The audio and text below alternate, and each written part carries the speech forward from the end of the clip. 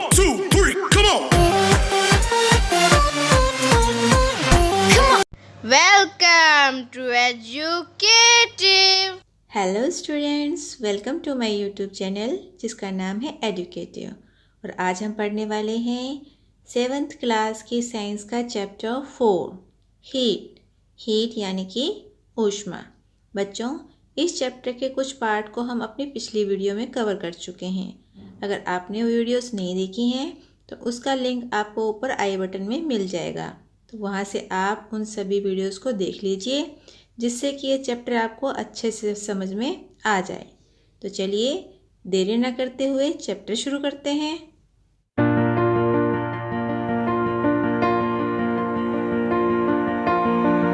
बच्चों, पिछली वीडियो में हमने सीखा था कि जो लेबोरेटरी थर्मामीटर होता है उससे हम टेम्परेचर कैसे नोट करते हैं। तो उसी के रिगार्डिंग यहाँ पे हमें एक एक्टिविटी दी हुई है, activity 4.5। Take some hot water in a beaker और ए मग। तो आपको सबसे पहले एक मग में या बीकर में क्या लेना है, गर्म पानी लेना है। Tip the thermometer in water, wait till the mercury thread becomes steady and note the temperature.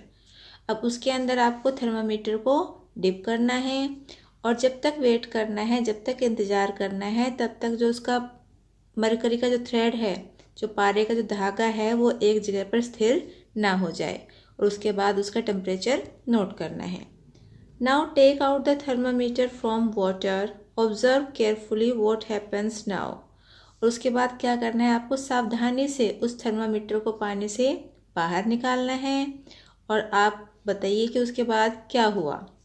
Do you notice that as soon as you take the thermometer out of water the level of mercury begins to fall.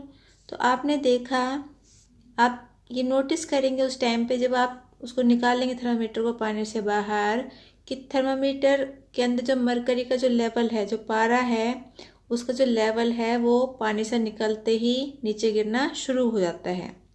This means that the temperature must be read while the thermometer is in water. तो इसका मतलब ये है बच्चों कि जो thermometer की जो रीडिंग है हमें उसी टाइम लेनी चाहिए जब कि वो पानी के अंदर हो, क्योंकि पानी से बाहर निकालते ही उसकी रीडिंग नीचे आनी शुरू हो जाती है, उसका लेवल नीचे गिरना शुरू हो जाता है। You may recall that while taking your own temperature, you have to take the thermometer out of your mouth to note the reading। तो बच्चों, आपको याद होगा जब आपने अपना खुद का टेम्परेचर नोट किया था तो थर्मामीटर को मुंह से बाहर निकाल के ही रीडिंग नोट की थी। Can you then use the laboratory thermometer to measure your body temperature. तो बच्चों, क्या आप अपनी बॉडी का टेम्परेचर यूज़ करने के लिए प्रयोगशाला थर्मामीटर का यूज़ कर सकते हैं बॉडी के टेम्परेचर को मापने के लिए? Obviously it is not convenient to use the laboratory thermometer for this purpose. तो बिल्कुल नहीं, क्योंकि ये बिल्कुल सुविधाजनक नहीं होगा कि आप प्रयोगशाला थर्मामीटर का उपयोग अपनी बॉडी के टेम्परेचर को मापने के लिए करें। Why does the mercury not fall और rise in a clinical thermometer when taken out of the mouth. तो जो क्लिनिकल थर्मामीटर होता है, डॉक्टरी थर्मामीटर होता है, जब उसको हम अपने मुंह से बाहर निकालते हैं रीडिंग नोट करने के लिए, तो उसका पारा नीचे गिरता क्यों नहीं है या ऊपर क्यों नहीं जाता है। Observe a clinical thermometer again. तो एक जो क्लिनिकल थर्मामीटर है उसको दोबारा से ध्यान से ऑब्जर्व कीजिए। Do you see a kink near the bulb. तो क्या आपको उसके पास ये किंक नज़र आता है? यहाँ देखिए ये वाला। What is the use of this kink. तो इस जो किंक का काम क्या है? It prevents mercury level from falling on it's on. तो बच्चों, इस किंक का क्या काम है कि जो ये पारे का जो लेवल है उसको ये अचानक से नीचे गिरने से अपने आप ही रोकता है। तो बच्चों, अब आप लोग थर्मामीटर से रीडिंग नोट करना तो सीख गए हैं। अब देखते हैं हमारा नेक्स्ट टॉपिक क्या है। ट्रांसफ़र ऑफ हीट यानी कि ऊष्मा का स्थानांतरण। You might have observe that A frying pan becomes hot when keep on flame. तो आपने ये ज़रूर ऑब्जर्व किया होगा कि जब एक फ्राइंग पैन को हम फ्लेम के ऊपर, आग के ऊपर रख देते हैं तो वो कैसा हो जाता है, गर्म हो जाता है और आप उसको टच नहीं कर सकते क्योंकि वो आपके हाथ को जला देगा। It is because the heat passes from the flame to the utensil. और ऐसा इसलिए होता है क्योंकि जो हीट है, ऊष्मा है, वो फ्लेम से उस बर्तन तक स्थानांतरित हो जाती है। When the pan is removed from the fire, it slowly cools down. और जब हम बर्तन को या पैन को आग से नीचे उतारते हैं तो वो धीरे धीरे ठंडा हो जाता है। Why does it cools down? तो ये ठंडा क्यों हो जाता है? The heat is transferred from the pan to the surroundings. क्योंकि जो हीट है, ऊष्मा है, वो उस पैन से हमारी जो आसपास के सराउंडिंग है उसमें ट्रांसफ़र हो जाती है, स्थानांतरित हो जाती है। So you can understand that in both cases the heat flows from a hotter object to a colder object. तो इसमें आपने ये समझा कि दोनों ही केसेस में जो हीट है, ऊष्मा है, वो हॉट ऑब्जेक्ट से यानी कि जो गर्म वस्तु है उससे कोल्ड ऑब्जेक्ट की तरफ ट्रांसफ़र होती है। In fact, in all cases, heat flows from a hotter object to a colder object. तो इसलिए हम कह सकते हैं कि जो मोस्टली जो केसेस हैं उसमें जो हीट है वो हॉट ऑब्जेक्ट से कोल्ड ऑब्जेक्ट तक ही ट्रांसफ़र होती है। How does heat flow? तो ये हीट फ्लो कैसे होती है, स्थानांतरित कैसे होती है? Let us investigate. तो चलिए पता लगाते हैं। और इसके लिए दी हुई है हमारी बुक में एक activity 4.6.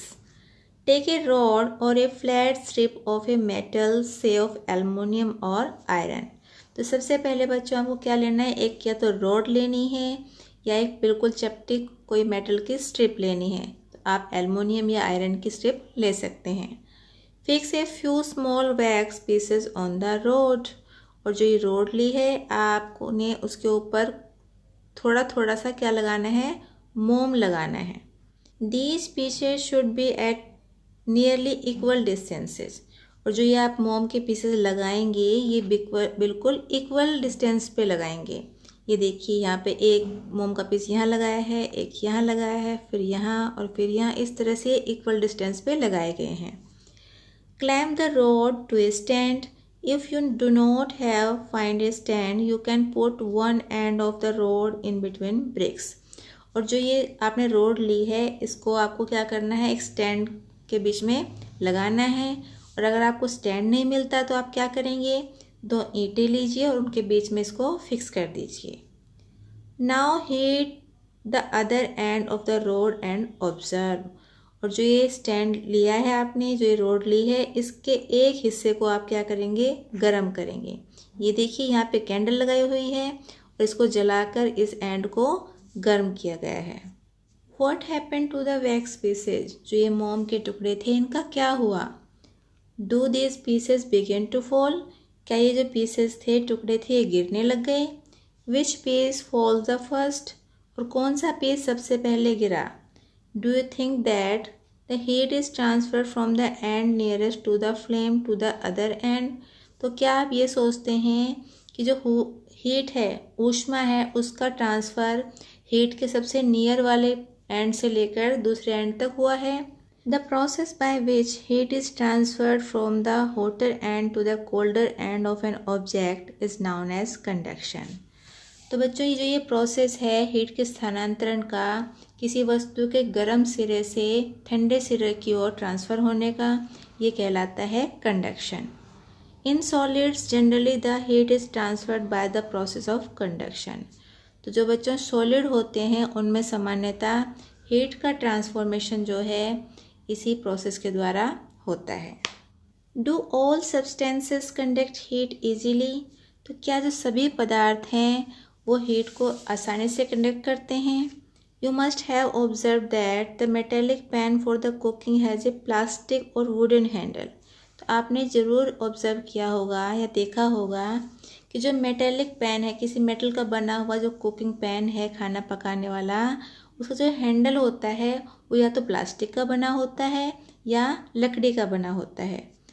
Can you lift a hot pan by holding it from the handle without getting hurt? तो क्या आप इसी गरम पैन को अपने हाथ से ही बिना अपने हाथ को नुकसान पहुंचाए या बिना जलाए किसी पैन को उठा सकते हैं? बिल्कुल नहीं। अगर हम किसी मेटल से बने हुए पैन को या हैंडल को अपने हाथ से उठाएंगे, जब वो गर्म होगा तो क्या होगा? हमारे हाथ जल जाएंगे, हमारे हाथों में चोट लग सकती है। इसके लिए हम क्या करते हैं, जो ये मेटल के फ्राई पैन होते हैं, जो और बर्तन होते हैं, इनके हैंडल हम या तो प्लास्टिक से बनाते हैं या लकड़ी से, जिनमें से कि आसानी से हीट ट्रांसफ़र नहीं हो सकती और हमारे हाथ भी नहीं जलते हैं। तो बच्चों, आज की वीडियो में बस इतना ही। लेकिन अगर आपको वीडियो पसंद आई हो और टॉपिक समझ में आया हो तो वीडियो को लाइक कर दीजिए और सभी फ्रेंड्स के साथ इसको शेयर ज़रूर कीजिए। अगर आप शेयर करेंगे तो सभी बच्चों तक वीडियो पहुंच पाएंगी और सभी बच्चे इसे पढ़ पाएंगे।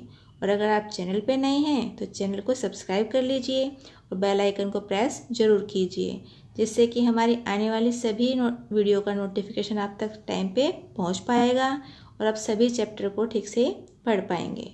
और लास्ट में बस यही कहूँगी, घर पे रहिए मगर पढ़ते ज़रूर रहिए। Thank you for watching this video. 1 2 3